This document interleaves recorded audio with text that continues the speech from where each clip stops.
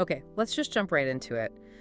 We're looking at a fascinating paradox this week in the NFL. You have a game that is, by every single metric, completely meaningless. The Kansas City Chiefs versus the Las Vegas Raiders. Yet, it's being spun, at least in the source material we're digging into, as the most important audition for the Chiefs' entire 2026 season. And it all centers on one guy, rookie running back Brazard Smith. Right, and the source we're pulling from, it's a very, let's call it a highly sensationalized YouTube script. The language is incredibly charged. You see words like bombshell, explode, fired up edition. Oh, total clickbait language. It's all designed for audience retention. Yeah. So our job today is to look past that, that manufactured urgency. Exactly. Our mission is to figure out the real strategic reasons behind this media push.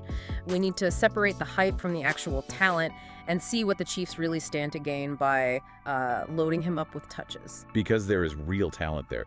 But the framing is everything. They're making a Week 18 snoozer feel like a playoff game. And to really get why they're so desperate for a hero, you have to look at the grim context for the Chiefs right now. Grim is the word. I mean, they're 6-10. Long gone from the playoff picture. Yeah. And they are just limping to the finish line on a 5-game losing streak. That Christmas Day loss to the Broncos, I mean, that had to just crush morale. It feels like a total collapse. It does, and then you contrast that with the Raiders, who are, well, they're in an even worse spot at 2-14. But their situation is clearer, right? They're openly tanking. Max Crosby, Brock Bowers, key guys are shut down. They're playing for the draft pick. So the Chiefs aren't playing for the playoff. They're not playing for draft position. What's left? Pride, rivalry, and evaluation. And that's where Brazard Smith comes in.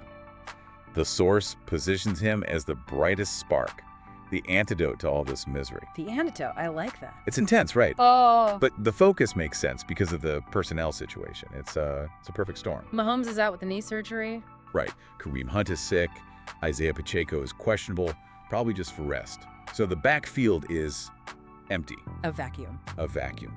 And that creates this perfect, low-risk, high-evaluation stage for Smith to, as the script says, feast. So this isn't about winning the game. It's about data collection for next year. 100%. They need to know what they have in him. And that's why we have to dig into his profile, this multi-tool weapon they keep talking about. This is where the hype actually connects with, real talent. Absolutely. He was a 7th-round pick, number 228 overall.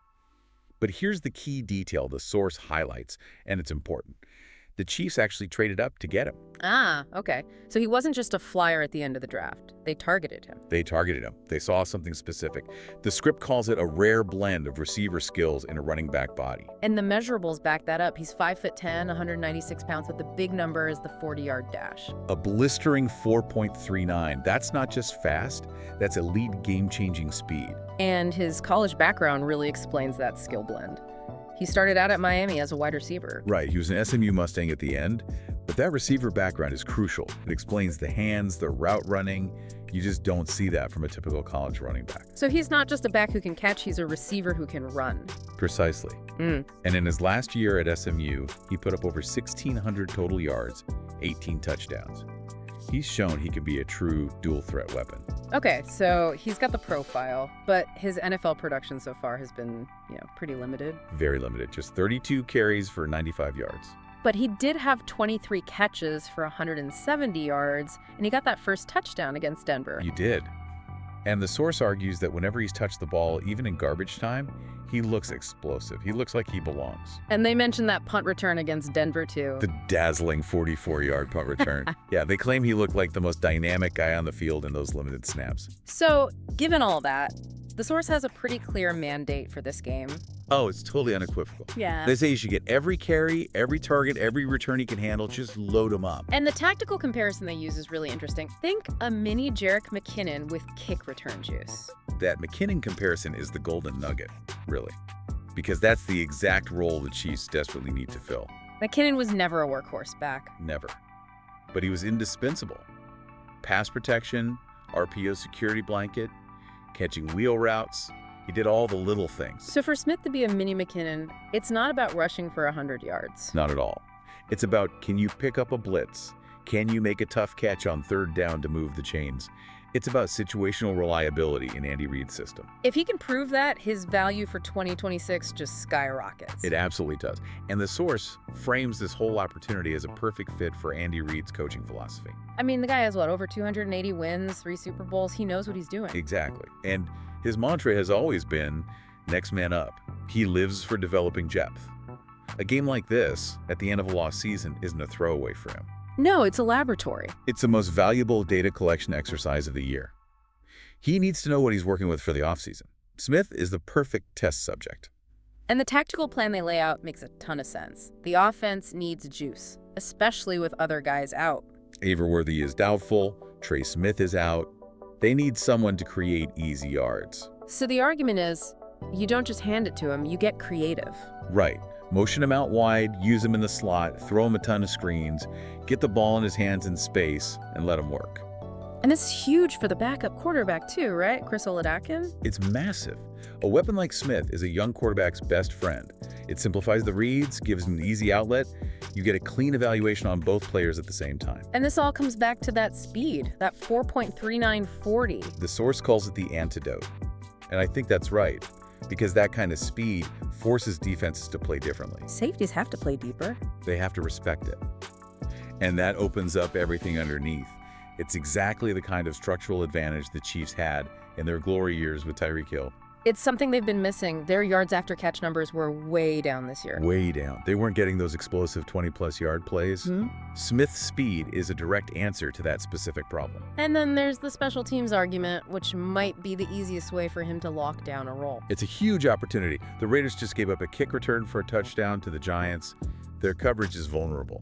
So if Smith can house one... If he takes one back to the house, the conversation is over. He is your primary returner for 2026, period. That job is his.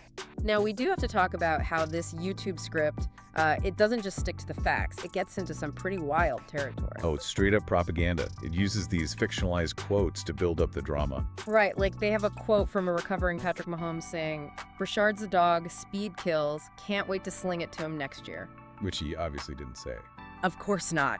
And then there's the fan quote, "Kingdom believes, load 'em up versus Raiders."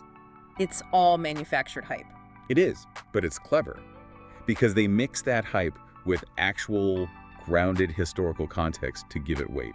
Like bringing up the team's history, the Dallas Texans, Lynn Dawson, Derek Thomas. Exactly. Building on this legacy of resilience. They even talk about Arrowhead Stadium being the loudest in the league at 142.2 decibels. It's about pride. And the rivalry itself. A Chiefs-Raiders game always means something, even if the records are terrible. And they point out the Chiefs are undefeated 5-0 at the Raiders' new stadium. So there's a streak on the line. There are these little psychological stakes. And to really drive the developmental point home, they use a mock expert quote from Tony Gonzalez. Yeah, something like, "Rookies like Smith thrive with reps. This game's gold for development." It just reinforces the whole message. Winning is secondary to getting data on this one player. Okay, so let's bring this all together and look at the final projection from the source. They're not shy about it. Not at all. The prediction is clear. Chiefs win the game 27-13. And for Smith. A huge day. 100-plus all-purpose yards and a touchdown. That's the benchmark they're setting. And if he hits that, it validates their entire narrative.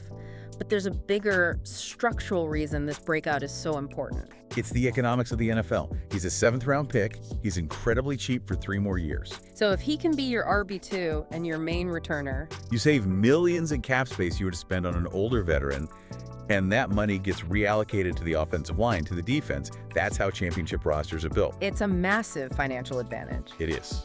And the source uses this game as the launch pad for a ridiculously aggressive 2026 forecast. I saw that. They have the Chiefs rebounding to what, 12 wins? 12 wins and the AFC West crown.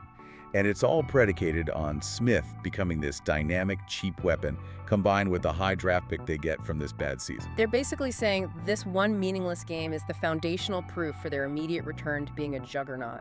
It's a wild leap, but that's the story they're selling. So the ultimate takeaway for you, the listener, is that this game, while meaningless on paper, has been framed as this critical data gathering mission. It's not about the final score. It's about whether or not the front office sees enough from Brazard Smith to believe this high leverage projection for next year is actually possible. We dove deep into why this game is being treated like an evaluation lifeline, all centered on this one explosive rookie. We identified the holes he's supposed to fill, the injuries, the lack of juice, the poor YAC numbers. It's a fascinating case study in narrative building in sports media. So here's the final thought, something for you to chew on as we head into the offseason. The Chiefs' offense used to be a machine, right? Averaging almost 30 points a game in their Super Bowl years. That number dropped off a cliff this season. A huge dip. Inconsistency, injuries, the whole deal. So if Brazard Smith, a 7th-round rookie, is truly being viewed internally as the key to unlocking all of that again, the difference between 6-11 and a 12-win season. How much pressure is that to put on one young player? Exactly. And what does that say about how they really feel about the rest of the supporting cast around Mahomes going into next year? Are they counting on a lottery ticket to fix everything? Something to think about.